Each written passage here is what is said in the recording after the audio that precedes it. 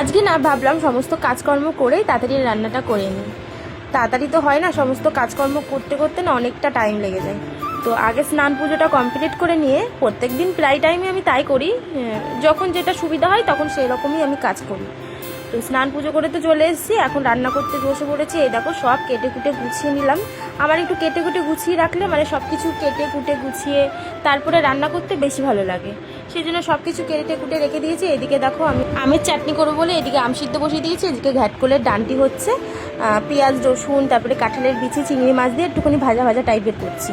আর এদিকে মাছ ভাজা বসিয়ে দিয়েছি। আমের চাটনি আমার করা কমপ্লিট হয়ে গেছে। আর মাছটা করছি হচ্ছে অনেক দিন পর না ওল খাচ্ছি। বাবা বললো ফোন করে যে ওল নিয়ে যাবো, আমি যে হ্যাঁ নিয়ে আসো, অনেক দিন পরে ওল দিয়ে মাছ দিয়ে খাচ্ছি। তো এদিকে রান্নাবান্না আমার কমপ্লিট হয়ে গেছে। এদিকে দেখো আমের চাটনি, ঘ্যাটকলের ডাঁটি ভাজেছি আর হচ্ছে মাছের ঝোল করেছি। আর এদিকে বাবা পেয়ারা তার সাথে আম এনেছিল, সেটাই রেখে দিলাম। আর এদিকে দেখো সবাইকে এক এক করে খেতে দিয়ে দিচ্ছি। সব থেকে বড় দায়িত্ব রান্নাবান্না করে এই যে সবাইকে এক এক করে খেতে দেওয়া। আর আমার ছেলে মানে সত্যি কথা বলতে সমস্ত জিনিসই খায়, আর ওকে খাওয়ানো আমি শিখিয়েছি। এদিকে ঘ্যাটকলের ডান্ডিটা ওর এত ভালো লেগেছে, ও দুবার করে নিয়েছে। ও আমাকে জিজ্ঞাসা করছে মা আছে, আমি যে হ্যাঁ আছে, তুই খা না। তা বলছে আবার বলেছে রাত্রির জন্য রেখে দিতে।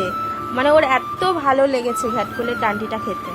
ও আগেও মানে খেয়েছে, কিন্তু আজকে ওর বেশি ভালো লেগেছে। তারপরে হচ্ছে ওল দিয়ে মাছ রান্না করেছিলাম, সেটাও ওর খুব ভালো লেগেছে।